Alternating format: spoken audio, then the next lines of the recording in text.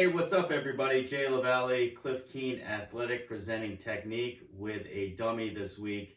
Hope you enjoy the clips. Thanks again for getting me to 1,000 subscribers. Really appreciate your support and interest with Joe Wrestling, Cliff Keen Athletic, and the technique clips. Alright, today I'm going to be covering an outside step, high level attack. That means I'm not hitting a knee, I'm not penetrating and hitting a knee, and I'm stepping outside of my opponent's body. I'm not going to step inside like a normal penetration step with my lead leg. So in this instance, my outside leg, the one that I'm going to step with, is going to be already the lead leg. So in this case, it will be a left leg lead attacking his right leg. So left leg lead attacking his right leg. I'm not going to hit a knee. But the big thing here is obviously to clear his arms and to get underneath and get a nice good level change so I can get under and attack properly.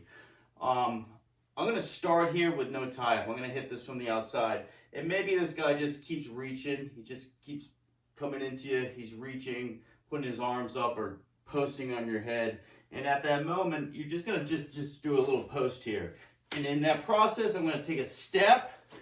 My other hand, my free hand, the hand that's not attacking, my right hand, I'm going to go right to the collar tie or wrap around the shoulder blade. So I post, I step, and it doesn't have to be a huge, massive step. The big piece of this is get my hand on the leg, behind the thigh, and get my head nice and tight to the hip. So if he's posting up, he keeps reaching, I'm going to post wherever you want, at the elbow, above the elbow, at the forearm, I don't care. You just got to clear the arm. Clear the arm. My outside hand, my inside hand goes to the collar or the shoulder blade, and then I attack right here, and then my head is nice and tight to the hip. You can't have a bunch of space here, all right, or you're going to start to get extended. You can still finish this, but I ideally want my hip position right here. Now on this one, you notice my position. I'm in a pretty good power position. My head's up. I'm driving off my back foot, and now I just need to drive. I got to start pulling down on the shoulder blade, all right? And most times guys are going to start backing out, and that's when I start bringing my hips in, and if they're backing and retreating out, I just run them down.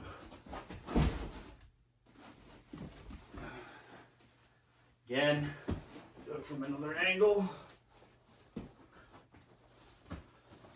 He's posting up. He keeps posting up, posting up, posting up. I post the arm. My hand goes to that shoulder blade. I take an outside step. I get my head nice and tight to that hip. And I attack the thigh. Back of the thigh. Now again, in this scenario, he is going to retreat. That means he's circling out of this, which means I just got to chase him down. I just got to run, chase him down, just like a normal double leg. I don't let go of this because I want to clamp it down. Sometimes if he's really backing out, you can clamp it down and he'll collapse. But I'm loaded, I'm spring loaded, and I'm going to start running him down.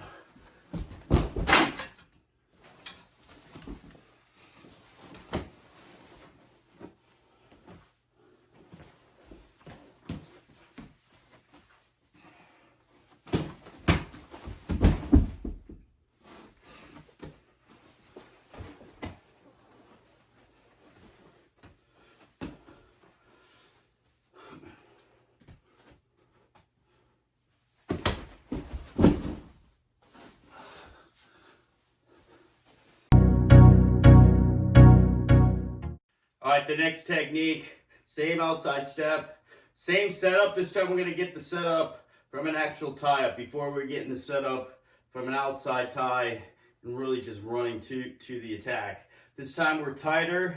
He's got a collar tie, I got a collar tie, or I'm just resting my hand there on his shoulder, really sort of baiting him into that position. And I'll still do the outside post and outside step. This time the reaction is going to be a little bit different. because every wrestler is not going to react the same way. I'd say most times they're going to start running away from you when your head gets super tight here and you got a chunk of their leg. They're going to run away, which is square up. That's natural. And so it makes that finish fairly simple. If they don't go to their back, or I'm sorry, if they don't go to their back, or if you don't capture the takedown, you may just run them out of bounds on one leg. This particular one, maybe actually lift the leg up and they're retreating straight back. So this is just a different reaction and it's a different finish. So this time we're gonna be a little bit tighter here. He's gonna call a tie, I gotta call a tie. I'm gonna post it. I got a left leg lead. I'm gonna post the tie and I'm really gonna just slip the tie.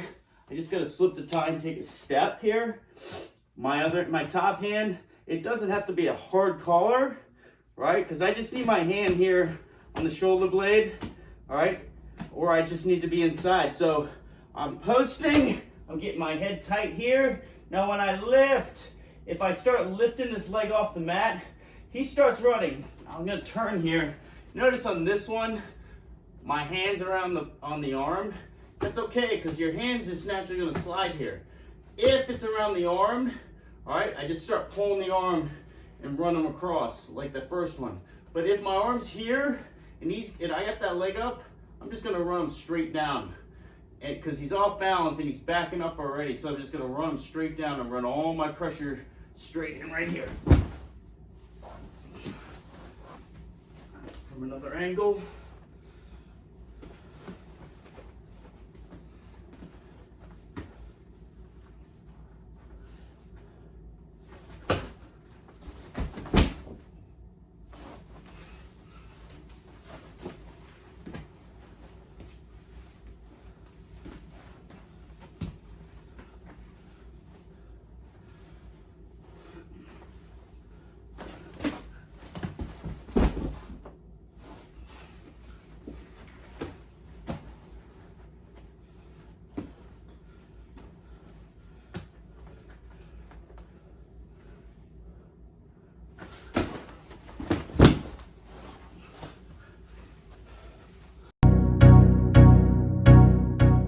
Another way I can get to that outside step on my opponent's right leg is to set it up with a misdirection attack, but it will come from an underhook, a right hand underhook, my right hand, his left arm, an underhook to set it up.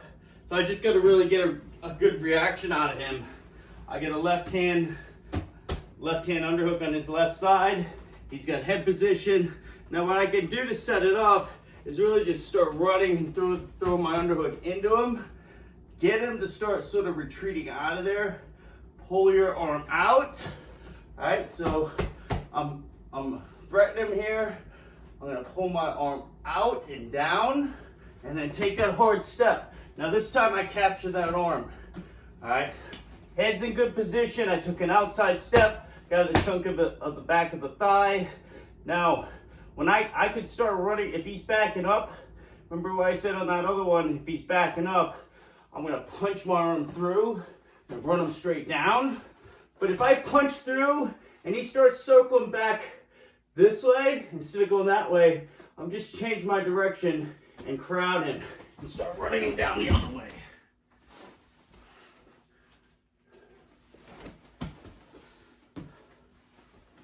Different angle.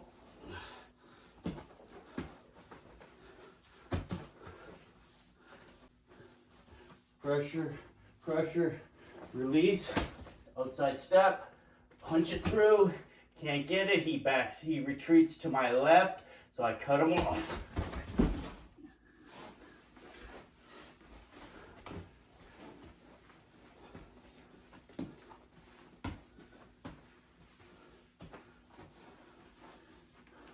Pressure, pressure, look out.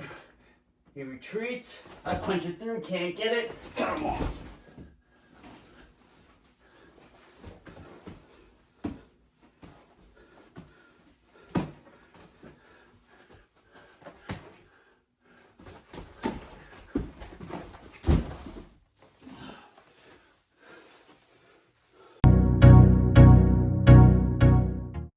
like that underhook position to set up the outside step on the opposite side. This time when I pull down on the underhook, and really the pull down is just to release the underhook so I can mount an attack off. This time when I pull it down, he goes all the way down to the mat on his hands. Again, the attack is going to be an outside step. It's just a little bit of a different finish. So again, left hand underhook, his left hand. I threaten, all right? I pull him down with my underhook. I pull him down. I take a big step. This time, he goes all the way down to the mat. I'm attacking the back of his thigh again and just start chasing that leg. I'm holding him up right now, otherwise he's going to fall all the way down the mat. But here, I get a chunk of his leg. So it should hypothetically look like this. I pull him down, and I'm all the way over here already. My head position is tight, and if he can hit it good, he will just fall down to the mat. And then it becomes just a go behind.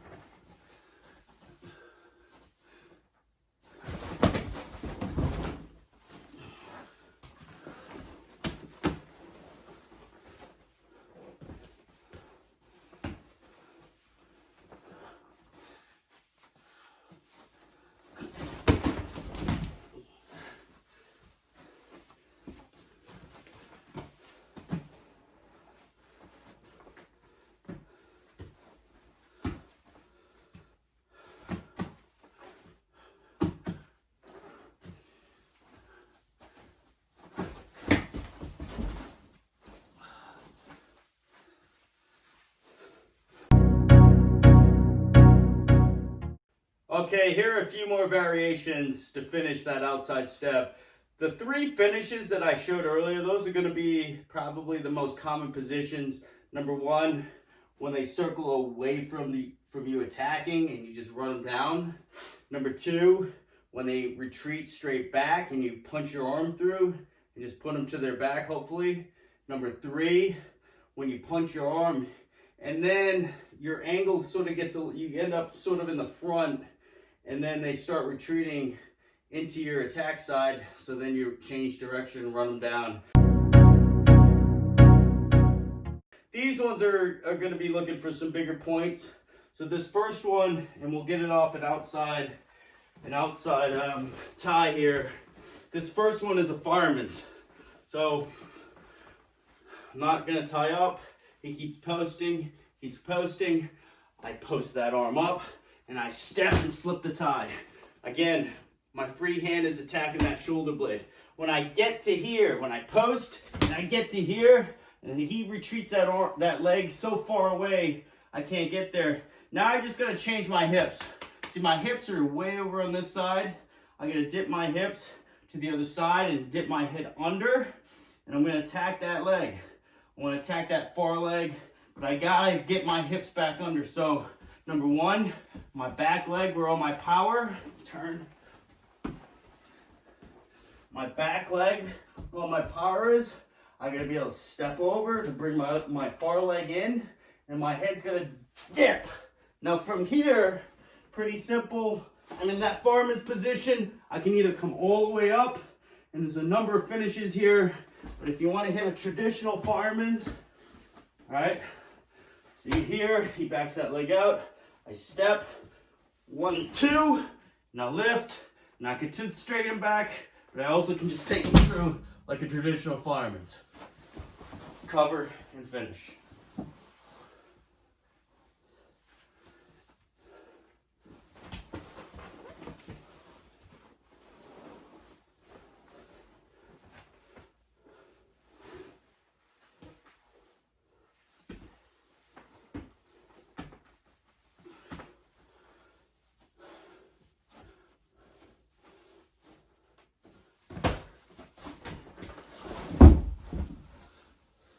That wasn't it.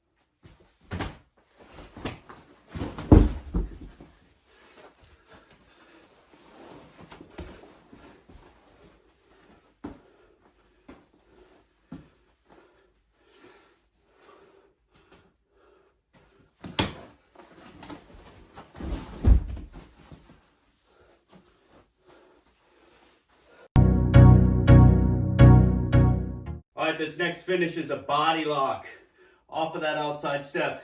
Maybe my hand that's supposed to be on the shoulder blade slips down to here, and in that process, maybe that arm just starts getting crunched. And they don't really defend. Most guys are going to defend this if your hand's here. You're going to defend with an underhook. But sometimes that arm will be crunched so hard, that's when you're going to come off the leg, capture a trapped arm body lock, and we can get to some big throws. You could go to an inside trip, or you could just take him to his back with a bear hug. But I'll show you a nice big 5-point move. You can hear score big. So again, I'll go an outside tie up, no tying up to get to the attack. I post, my left leg's leading because I can step to the outside. Post, capture that shoulder blade, get my head position right. Now my hand slips. I sense that arm's collapsed. I step my body in, and now from here, my hips already started to come in. I'm gonna just step my foot in between the middle here, load them up on my hips, and then take them through. So I'll show it fast speed here.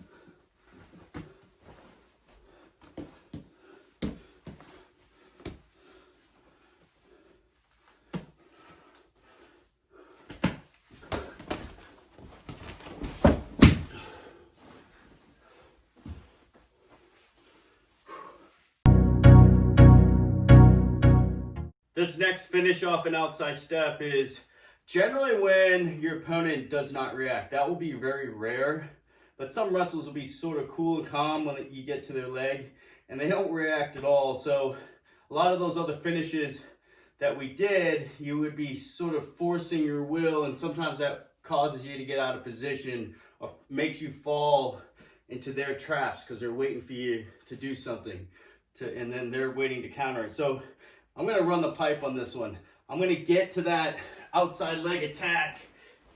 My opponent doesn't react, and right away, I want to start running that pipe, lift that leg up, change direction. So I'll go from an inside tie, a pretty close tie up this time.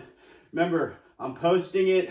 If I have a collar, my hand is slipping down to that shoulder blade. I take an outside step, get my head nice and tight. Now I never let go of that shoulder blade. Notice I'm pretty balanced here. I'm really balanced here with my feet. And I'm in a nice strong position. All right, the key here, I gotta pull that shoulder down still. And at the same time, I'm gonna bring everything nice and tight at the back of the thigh. I'm gonna retreat this front leg here and start changing direction. And now, right here, I can run the pipe all the way down. I can even release the shoulder, run all the way down.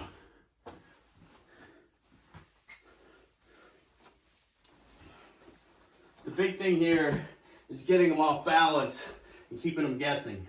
Because if he's not reacting, he's probably expecting you to run him down, cross his body, or run him straight back. It's harder, I think, to keep balance when you're running the pipe and making him come into you a little bit. So again, we'll go from a tight tie up, I post, I step, I start running him back, I pull his shoulder back, I lift, right here. And obviously you'd finish on top. Freestyle, you go for, probably you're looking for a lace, you're already on the legs.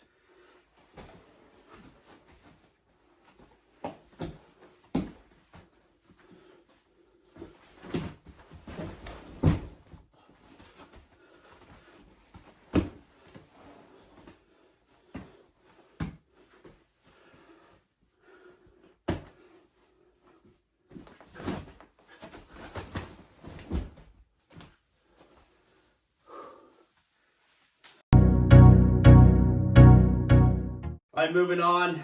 Outside step, high C, head outside high C. Now we're going to convert this thing to an actual real high C where I get 2 arms on one leg. I want to lift him all the way off the mat. And again, in this scenario, he's really not trying to move. Sometimes in freestyle, especially in freestyle, they'll sort of start, they want to get their feet planted so they're not moving left or right or backwards. And they want to get their feet planted to capture either a front head lock, front head pinch, or a chest lock because they're looking for bigger moves in freestyle. In this instance, anytime that happens, I really just want to get them off their feet. I don't want to be dealing with them having their feet planted, they're not moving, and then I fall into one of their traps. So we'll start with the inside, tight, tie up again. All right, I post, I outside step, I get here. Now, this hand's gonna slip. If he's not moving and he's starting to sort of battle you for position here, I'll let that hand slip all the way down. I'll bring my back leg in, and then I'll capture this high crotch position, and I want to get a nice big lift and bring them all the way down to the mat from here.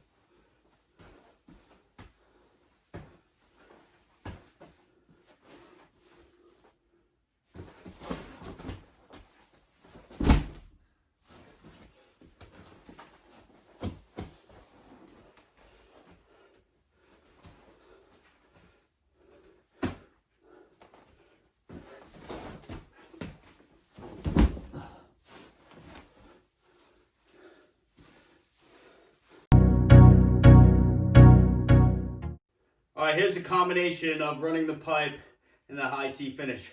I like this combination because they really do truly go together. When you get somebody off balance and the next thing you know, they think they got you because they read your setup, but then you change it off and do another attack. So again, we'll go close quarters on this one, close quarters on this one. I post, I step, I get my head tight to that hip.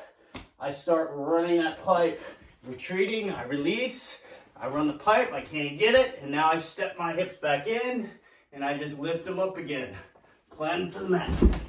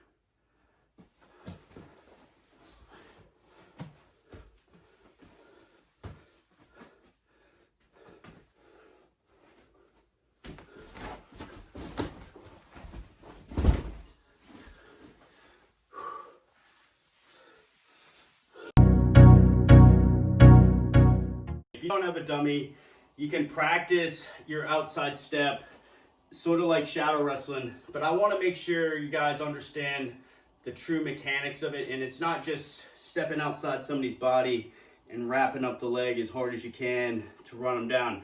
Yeah, that is part of it, but the mechanics truly are that when you take that outside step, your hips are sort of already on the outside, your shoulder is out of danger from getting crunched.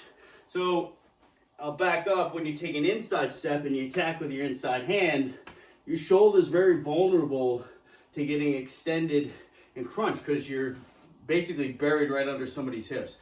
The outside step puts you already sort of on the outside, and so if your opponent starts to sprawl or take their leg back, yeah, your arm is getting extended, but your shoulder is not in any danger to get crunched. And in wrestling and leg attacks, your shoulder position is so critical And you notice every single time on that dummy, my head was super tight to the hip and to the body. If it's not tight to the hip and the body, yeah, now my shoulders are gonna be loose and I'm not gonna be in a good position to finish any of those attacks. So that's just a good reminder of why we're doing an outside step and why it's so important to try and add this stuff to your arsenal, because who knows, you're gonna get a guy with heavy hips and you're not gonna be able to hit a normal inside step penetration on them, even a single leg, because they shut it down. So outside step, I could start with my normal, if I'm a right leg lead, I can start with my right leg lead here and start taking a big outside step with my back leg. I sort of kind of like that one because I'm already loaded with my back foot and I can sort of spring off. So if you're by yourself, you're outside, you're in your basement like I am, you can start getting reps in. I would start shooting for maybe reps of 10 to 15 and do them in sets. I don't know, 3, 4, 5, work up to 10 sets of that stuff and doing it on both legs. Because if you don't have an outside step now, why not develop both sides at the same time? All right, so I'll start with my right leg lead. All right, good stance, heads up, elbows are in. And maybe I'll take one forward step first to get myself loaded, and then I'll take a side step. And I want to bring my shoulder with me. Remember, I don't want to go here and my shoulder never went with me. I gotta get my shoulder there. I gotta get my head position there. So that means like my chest is gotta be over my knee. So you see the position. My head's over my knee, not over here. It's not like this. All right, that's not correct. So in order to mount that attack off, I'm gonna change my head position, boom, right over my knee. And now I'm loaded up here. I can get my hips in. All right, I'll do a few here.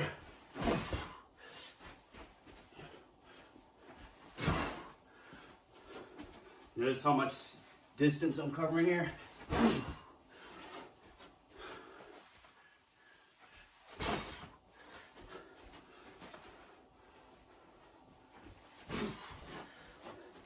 I'll go my left leg lead.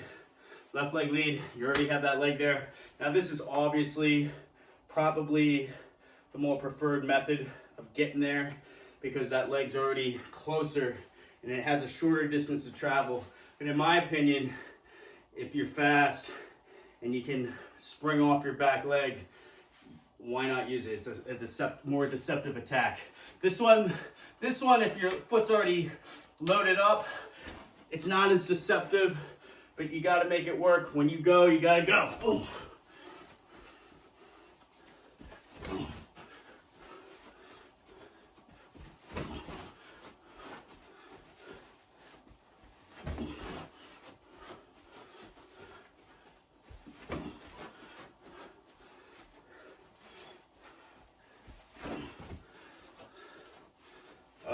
I'll do a couple on the other side.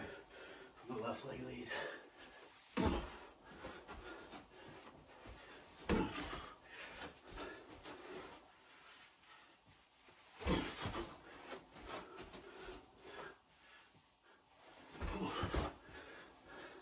Next, I'll go right leg lead.